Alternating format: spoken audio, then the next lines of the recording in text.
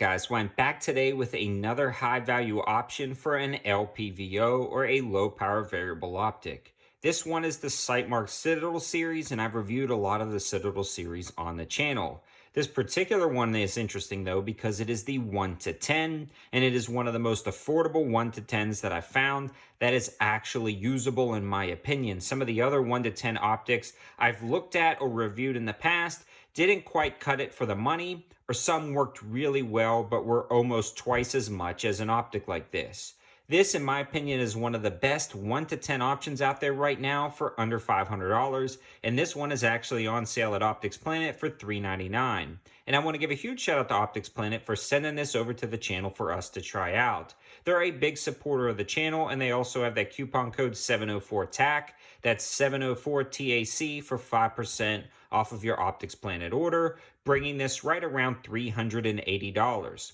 That is a very high value, again, because of the ability to go all the way to the 10 power to make distance shots, or zoom it back to the 1 power to allow you to make CQB shots and treat this LPV almost like a red dot.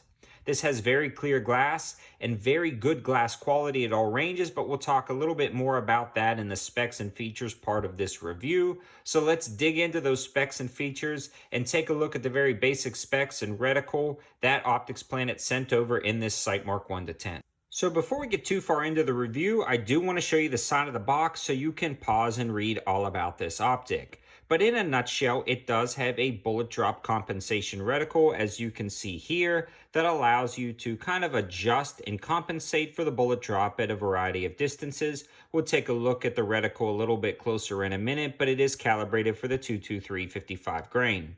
Again, it does have a 1 to 10 zoom ratio, and it is a second focal plane optic, meaning the reticle itself actually stays the same size throughout the zoom levels, making it effective to range only at the 10 power setting.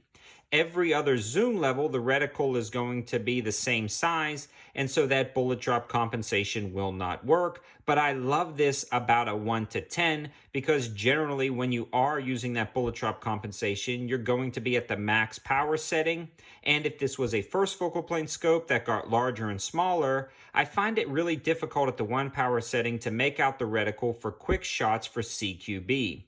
This actually stays the same size like we talked about, so at the 1 power setting, you get that circle of death, I call it, for CQB shots, and that precision dot. And since it stays the same size and it's a little bit larger at the 1 power setting, you get more of the reticle for the illumination to grab onto, making it a little bit brighter than a first focal plane reticle. I think this is the perfect setup for somebody who wants to use this for both CQB and truly have a red dot feel, but also be able to take shots out to 4, 5, and even 600 yards with a 10 power zoom.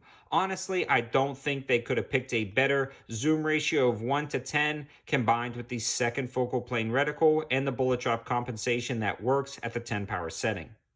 We've already talked about the fact that it's illuminated and it works really well during the day, although one of the things I would like to see is this potentially getting a little bit brighter, but it kind of goes back to the reticle, and we'll talk about that in a second.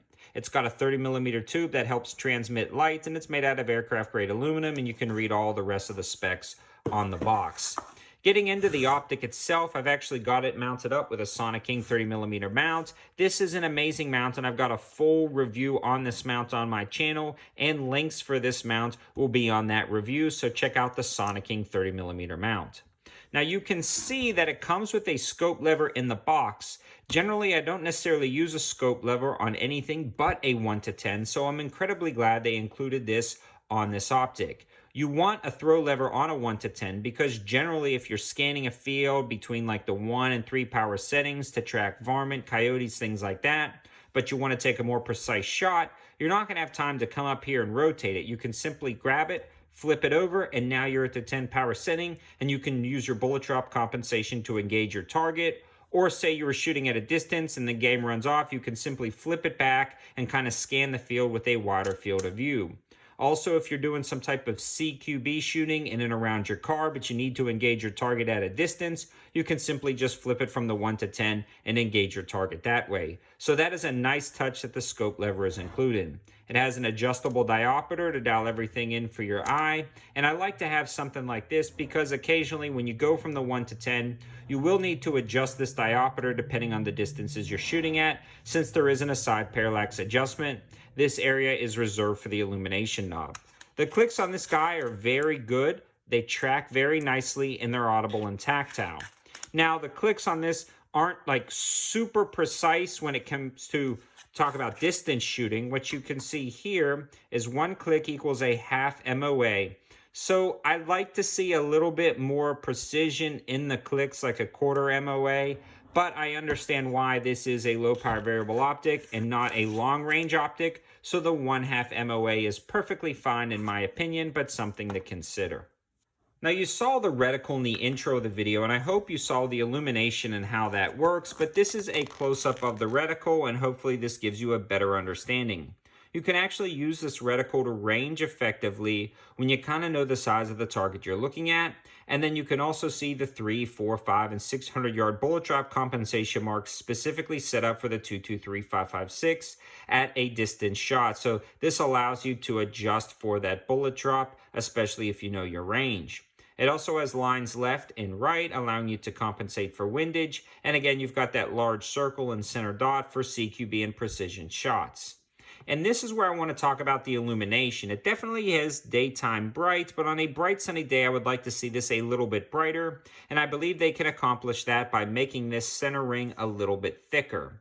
I found that looking down some other optics, like the Vortex, the Primary Arms, and a few others, they use a larger or a thicker line for that center ring, and I like that a little bit better because it picks up more illumination, or even if the illumination is off, it's a little bit larger dot for CQB and up-close shooting. That is probably the only negative of this optic. I would like to see that circle of death ring a little bit thicker and then keep that point a little bit thinner for precision shooting. That's just my humble opinion and the only thing I would actually change on this optic, unless they could magically start knocking cost off this. I mean, I understand. It's hard, especially right now from what I'm seeing online, for manufacturers to make a 1 to 10 at this price point and make it so well. The glass on this guy is incredibly clear, and when you switch to the 1 power setting, it truly does look like you're looking down a red dot. They did a really good job at the 1 power setting.